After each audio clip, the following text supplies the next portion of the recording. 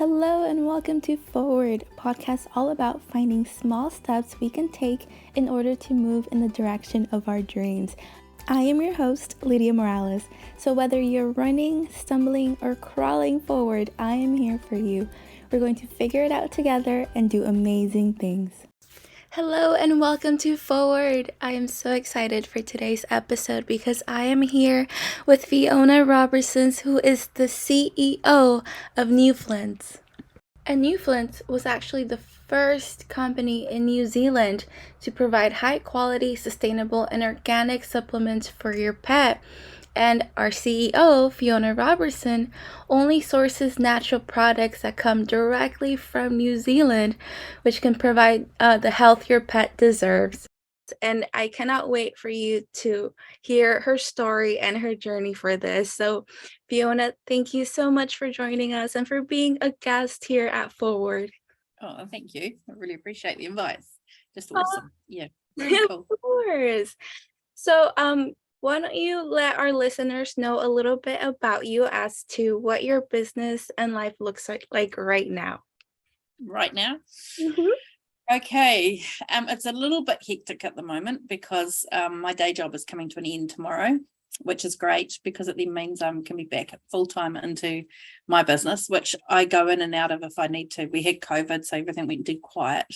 And so I took on some more work during COVID, and the contract finishes sort of, tomorrow. So that's kind of exciting. However, we're also launching doggy ice cream, which humans and dogs can eat tomorrow, which is pretty much a first. Oh, wow. Yeah, human grade and everything, and it's lactose free, and it's a proper ice cream. So it's got the tick for having all the right amount of fat, so we can actually call it ice cream. It's not just a flavored water. So I'm pretty excited about that. So that's happening on Saturday. So we're launching here in New Zealand.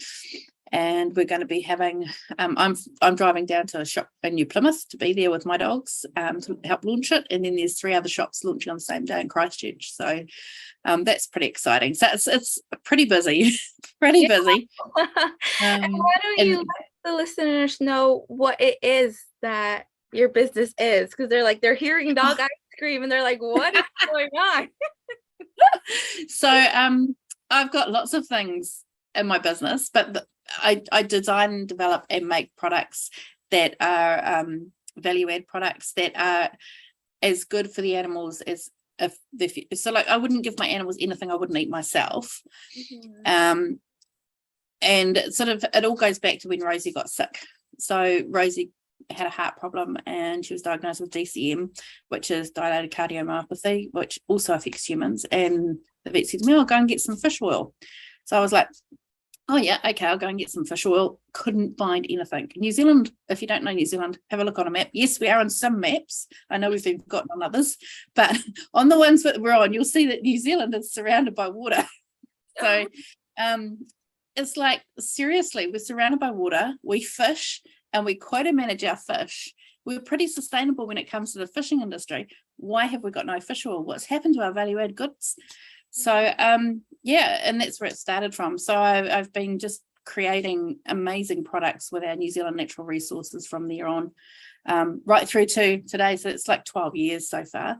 And the latest one that's coming out on Saturday is actually, and this is really, I was gobsmacked when I found this, but we've got New Zealand bananas. Now, you wouldn't think New Zealand would grow bananas because of our climate, but we do. So we're having New Zealand bananas in our ice cream as our sweetener, which is pretty amazing. So it's pretty special. So I'm pretty rapt about that. So all of our products have been designed because obviously it started with a problem and it's solving a problem, and it sort of has got to that point.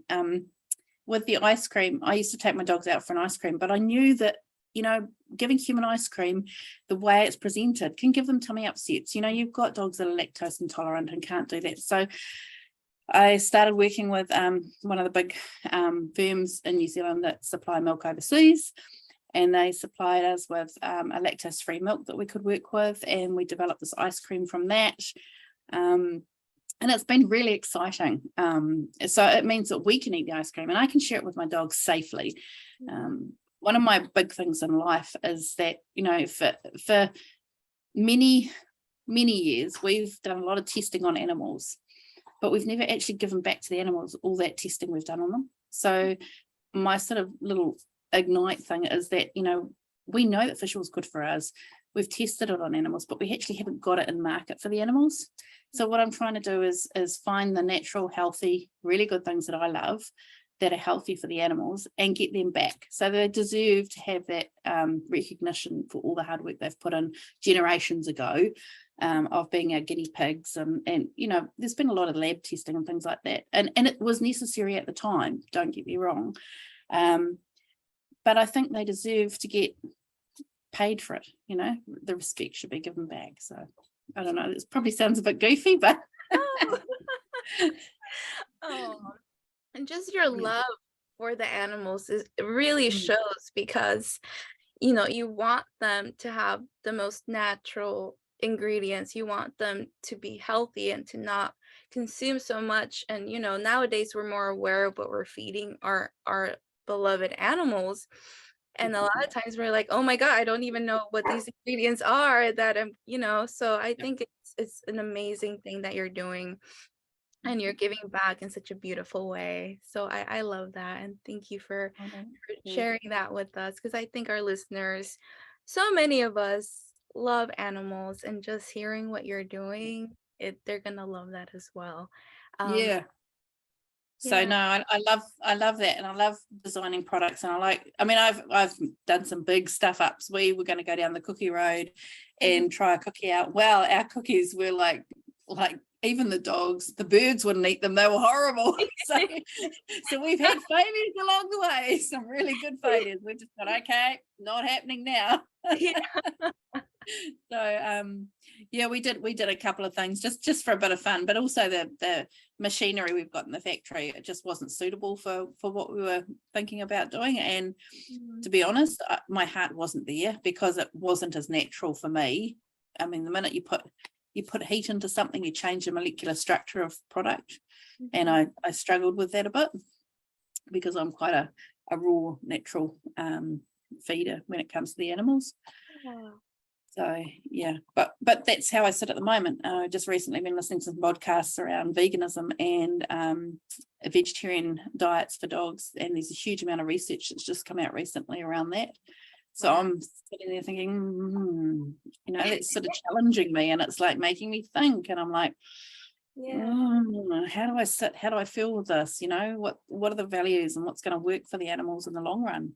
So it's been a little bit of a challenge, and it's hard. You get set in your ways, and then you get this thrown in your face, and it's like challenge. That's right. And it'll push you out of your comfort zone too, right? Like definitely hugely. Like I sit there and I know my spot, and it's like, hang on a second. Hang on, there's new research here, there's something even better. Have a look, have a think. So it's kind of cool. Things are changing. So that's all the product side of things, but I also have New Zealand doesn't really know about dog parks like the US does. So I've got probably New Zealand's first dog park that you can come and book it, and you've got a place where you can run your dogs and know that no other dog will be there. So if your dog's reactive, or if your dog has been attacked by another dog, it's going to be safe. I also give swimming lessons to people. So what I do is I get the people in the pool and teach them how to teach their dogs to swim. So and that's part of the dog park and the give back. And then we now have a cattery called Timothy's Lodge, which we have about anywhere between 15 and 20 cats in a communal area. It's not an individual where they're locked up. They've got like a catio outside and a big room on the inside, which is their lounge kitchen area. And then we have we have kennels, but they're only locked up if I'm not on site. Otherwise they're integrated with my dogs and they're part of the family, and it's like a staycation. So I never take more than about 6 dogs in that situation, because you've got to get the dynamics and the personalities right. And then we're about to start, hopefully all going well, some adventures. So after this podcast, I'm off to get my van sorted out so we can do some doggy adventures. Oh my goodness. So there's lots going on here. It's never a dull moment. We've got a little quiet shop here too. So there's all sorts of things happening in this little spot in the middle of nowhere, rural nowhere, but it's quite busy. Yeah, can be like a train station here sometimes. Really? Yep, Oh my goodness. definitely.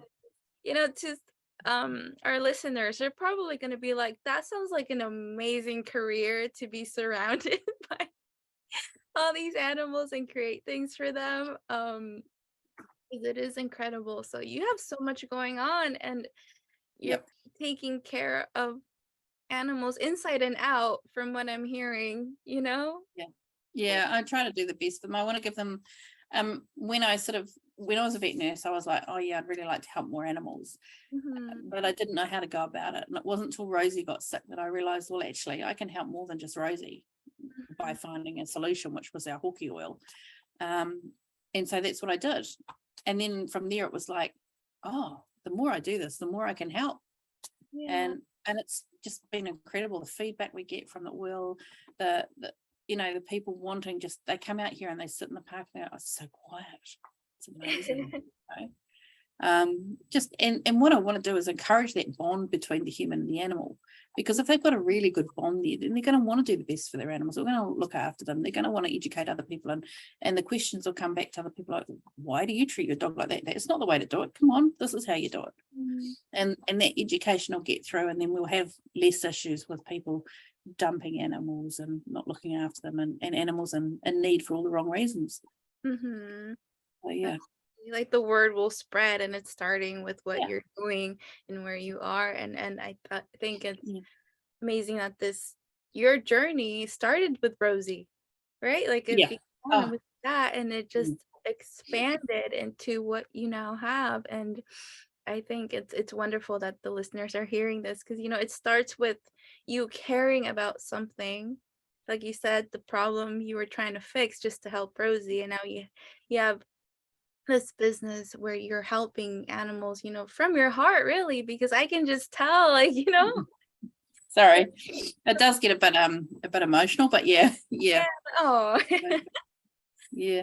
No, it does. It's true. But at the same time, I'd come back from, not long before Rosie got sick, I'd come back from the UK, and I was really aware of the pollution, the lack of sustainability around the world, the lack of things that were happening. And that's why when I was looking for a solution to Rosie's problem, the oil, I would only take a New Zealand one. I would only take something that was sustainable. And so it was MSC certified, and that's independently globally certified as being sustainable. So that stock of the hoki fish is sustainable.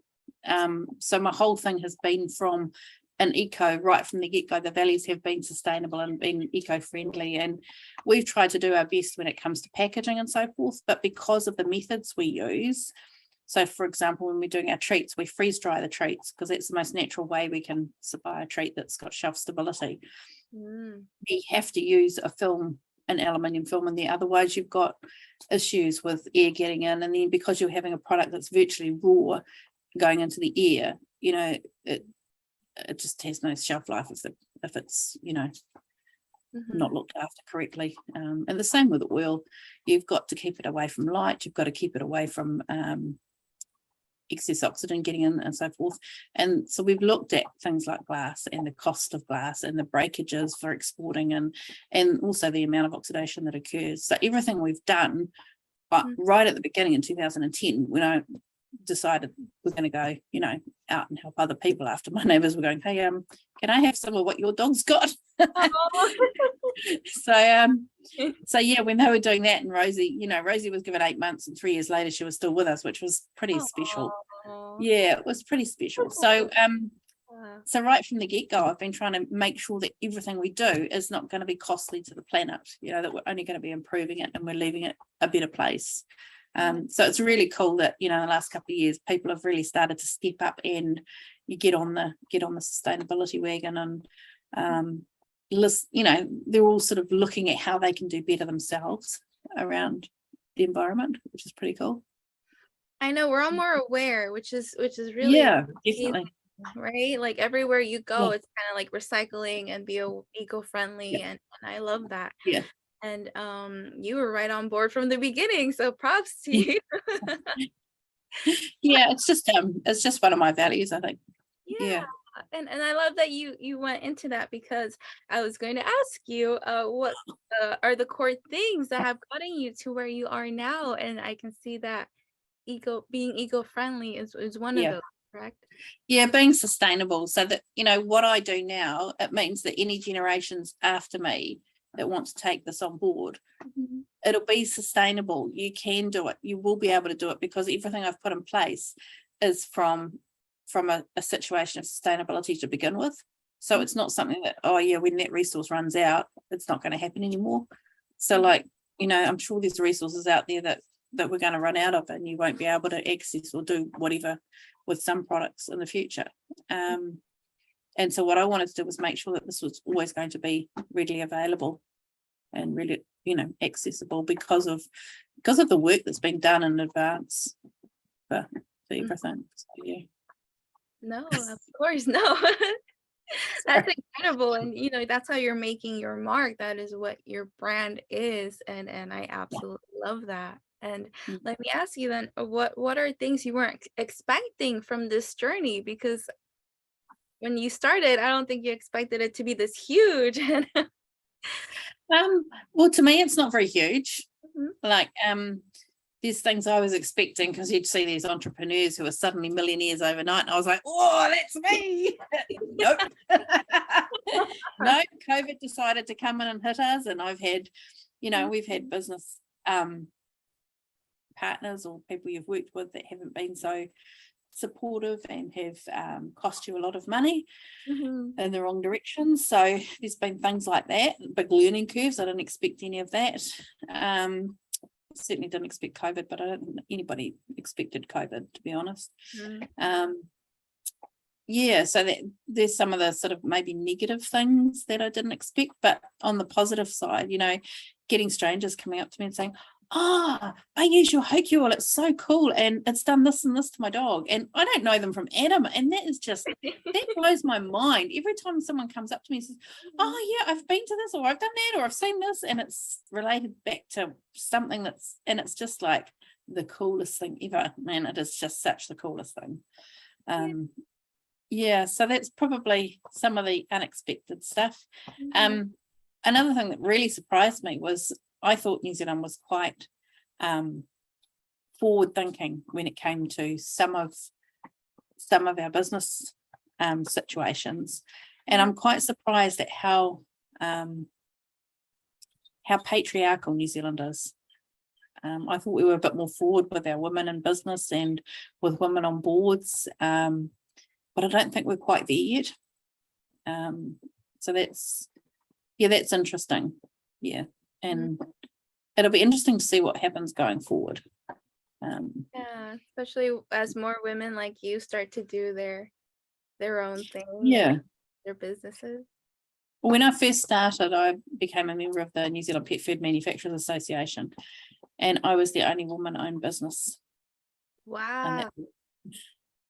It's not the case now. God, but, that's huge. yeah, but there was nowhere else for me to join. There was nothing in New Zealand for me to join, so that was the closest thing for me to join, is having some sort of association with the pet food industry. So it was just like, yeah, supplements. Oh, you don't want to be doing those. And now everybody knows that, supplements are really cool. Oh, you don't want to do that. But yeah, it's quite funny. It's quite funny, the things you start out doing, what do you want to work with astaxanthin for? I'm like, well, it's a really, really amazing antioxidant. Oh, what do you want an antioxidant for? To extend life. And now everybody's like, how can I get some? Where can I get it? What can I do? Yeah, they're on your side now. Yeah, definitely. And the other thing that surprised me is the copycats. I didn't expect copycats as quickly. Yeah. So interesting though, because they copy what I'm doing, but they don't know the finer details, because I've worked with it for so long on how to care for some of the products or what processes actually need to happen. So it's kind of interesting to watch that from a distance. Yeah. It's big flattery, I have to say, that happens. Yeah. Yeah, I had one company that I had offered to do the white label for them. knowing that, we'd get a good product out there, we'd help the animals, and they said, oh no, it's all right. And the next thing I know, they've got it on the market. Oh my gosh. I'm like, okay, that's fine, Yeah. you do your thing, I'll do my thing. But Mm-hmm. it's flattery. If you come up with an idea in your first market, you're always going to be challenged by everybody else, always, hands down. There's no such thing as as being the one and only of anything, and if you are, then you've probably not got much of a market. I mean, Microsoft's been challenged by Google, so they've been challenged by Meta, and there's no one person that can have everything, and there's enough room in the world for everybody. There really is. Mm-hmm. And that's a really good point to bring out, because sometimes we get so scared of that. Exactly. And your message is from your brand is going to be different than somebody else's, and like you said, there's room for everyone, and it's something really important, I think, for all of us to hear, because none of us want to. No, Yeah. It's funny how you, as a woman particularly, you get that imposter syndrome and that shiny object thing going on, and then you think, oh, I'm not good enough. But honestly, no one is going to connect with your tribe except you. So there is room for everybody, and there's plenty of opportunity out there. The world's a massive place. It's not just what's sitting in your backyard. Yeah. Oh yeah, very well put. And leading into that, do you have any habits, any rituals that keep your mindset on track, especially since you just mentioned imposter syndrome and all of that stuff? I guess I'm pretty bad. I try very hard to get my dogs out and walk them at least once, if not twice a day. If I'm home full time, I try to walk them twice a day around the farm. If I'm home from being out for a full day, it ends up being once a day, or in winter sometimes it's not so much. It's not really nice being out in horrible weather. My dogs stand at the door and they look at me going, are you going out there? We're not coming with you, mate. See you later. So yeah, probably just trying to be outside in nature is one of my things. I'm really bad at routine and doing stuff, and remember, getting up, and I'm not so good on I should be doing mindfulness, and I should be doing meditation. I should be doing yoga and Pilates and things like this. And I have to say, the last couple of years I've been pretty crap at it. I know what I should be doing, but the actual implementation, I have to say, has been a bit poor from my perspective. And I think part of that is because I've got a constant change in routine. I don't have a set time I get up and a set time I go to bed, because things are always changing around here. So I just get into what I think is one rhythm or one pattern, and then it changes, because when you're doing pet transport, there's flights going out at 4 a.m, 5 a.m, and then other days it's 8 o'clock at night. So it's all over the place from that perspective. And then you've got, work, and then you've got, animals coming and going from the cattery and the staycation, and then you've got people who've booked the dog park. So it's just, there's not a consistent time. It's a lot. Yeah. And I actually love your answer, because I don't think any of us are like pristine at saying, oh, I'm gonna meditate at 7, I'm gonna do Pilates at 8. You know what I mean? Well, that's good to know. The fact that you're like, no, I have not been good at this. That's totally cool. And so many listeners are probably there too, but you're still doing something amazing. So don't even worry about it. I think that don't be too hard on yourself. Like, you're always harder on yourself than other people are.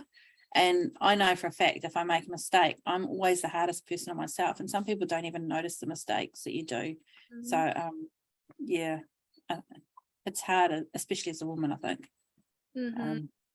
Not so hard as a man, because they seem to blow everything off a lot quicker and a lot easier. They don't take it personal.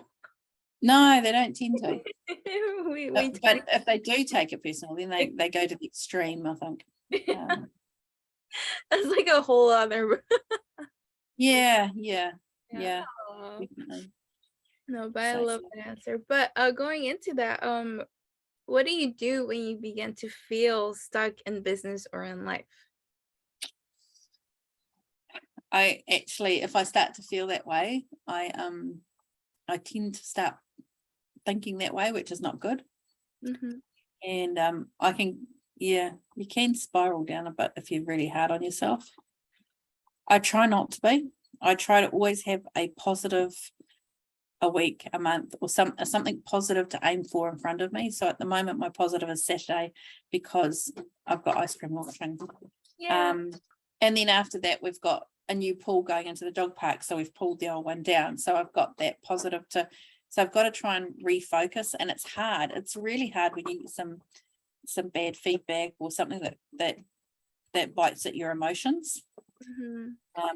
But over the years, what I've tried to do is make sure that there's always something positive, so there's positive things happening at fairly regular routine, so I can't dwell on it and can't sit on it.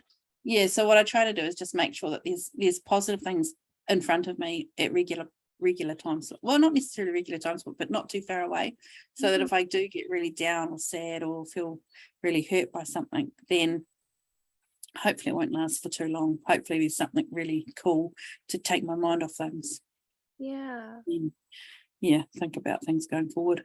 I don't know if that's a bit different or a bit strange. No, I was gonna say, I think that's really wonderful advice, because sometimes, even I in the past, you get so down sometimes and you feel like you have nothing to look forward to, and that's when you feel stuck and you feel like there's nothing positive happening. But you have those markers, how you said, like I have positive things happening, at certain times that I know are going to happen. That really is a mood booster, and that kind of gets you going, especially during hard times or difficult times. So I think that was an amazing answer, because I don't think that many of us do that. We get stuck in just the spiral. And then and it's so easy to do. It's taken me years to figure that one out, even if it's just meeting with a friend for coffee. You hear some bad news or something and you feel really miserable, but book it for a day or two later. You sort of have your time where you probably need to get your head around things. We'll get together. But always try and if you don't always know when things are going to hit you in the guts, but try and always have one or two things in front of you that are positive, that you can look at and focus on as being positive. And hopefully that helps you get out of any situation that isn't as comfortable for you. No, I know love I know I'm bad at avoiding negative situations. Like if I've got to take someone on because they haven't paid a bill, I try to avoid it. It's not good. So like, I'm gonna have a coffee date first and then I'll go. That's it. But the thing is, then you've got that, if you go and have a coffee with a friend or a hot chocolate or a big ice cream or whatever your thing is, a taco, whatever, it's you have that endorphin and that release that you need, and oxytocin comes in and you do feel better for it. It might not be perfectly back to where you were before, but something positive will always improve your outlook and improve your feeling. And when you've got that going, then you can expand on it and go from there. Yeah, no, absolutely. I agree with that. Oh, love it. Thank you. Oh, well, going forward from that, what advice do you have for those that want to follow in your footsteps, as in they want to create something sustainable, something in the field that you're in, because you never know who's listening and who might actually want to go into your footsteps? I'd say, first off, don't be scared to do it. Give it a go. Definitely give it a go, because nobody can do it like you can do it. Even if it's doing something that somebody else does, give it a go. Research as much as you need to around whatever it is you're planning to do. Find out what is already known knowledge out in your field, because all that's going to do is help you do it better. Ask people questions, research as much as you can, and give it a go. And don't be scared of technology. There's so much coming on board with AI. I'm not quite sure what sort of products they might be wanting to design, but there's so much available that's going to be coming forward in the next 10 or 15 years out of what we've done in the past 10 or 15 years. that I would say just go for it. Yeah. And don't think too hard about it. Make your mistakes, but you need to make lots and lots of mistakes, because that's how you learn. And don't be scared of your mistakes. Mistakes are really cool things to have. They're not all a reason to spiral. If you make a mistake, that's great, because then what's going to happen? You're going to learn from that mistake. You're not going to go down that road again. You're going to try something different. But that's where your resilience comes in. So you need to keep trying. Don't give up. Keep trying. And if you think there's a big insurmountable elephant in front of you, and this is probably not a very vegetarian way to look at things, but I tell kids that I'm working with, like, if you want to get a job done, a tiny bit at a time. Or I say to them, so you've got an elephant. Well, how do you eat an elephant? One bite at a time. So you take a little bit of the job and do a little bit semi-regular. And if that means that you schedule in on your calendar 10 minutes every day to do a little piece of that project, and that's all you get. But the thing is, you're doing that 10 minutes, and eventually those 10 minutes add up until you've got 60 minutes in 6 days. And that's an hour's work of whatever the project is that wasn't done last week. So it only has to be a little bit at a time, and it does add up, and it does make a difference. So it's one of my favorite things. I love that.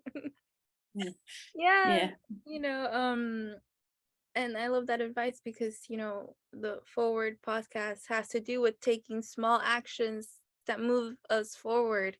So how you said eating an elephant one bite at a time, like, that's something I'm never gonna forget that now.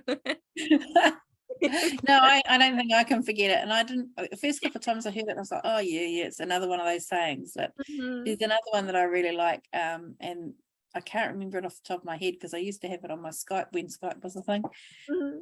But it was along the lines of, don't judge someone in overalls, because they basically could be your next millionaire, like a don't judge a book by its cover type thing. But it was about Albert Einstein, so it was hilarious. So, oh my god. Yeah. Oh. Yeah, so yeah.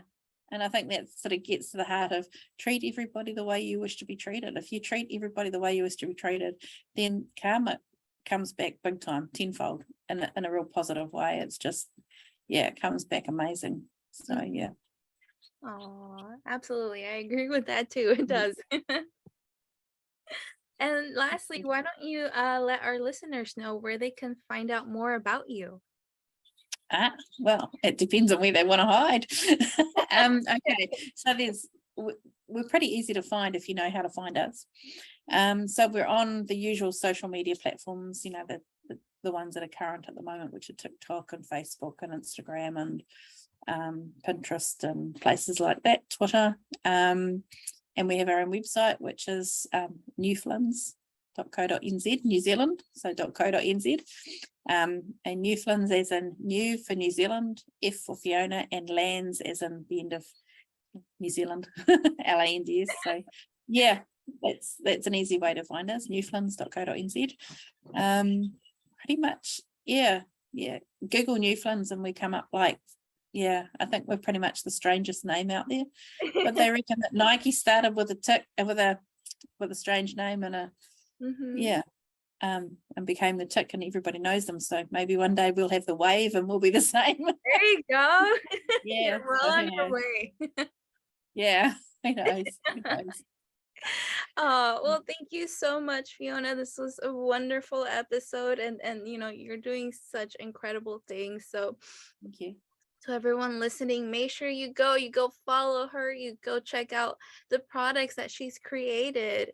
Amazing products for our beloved pets, to take care of them and to make sure that we're actually giving them food that's sustainable and healthy for them. So definitely check her website out.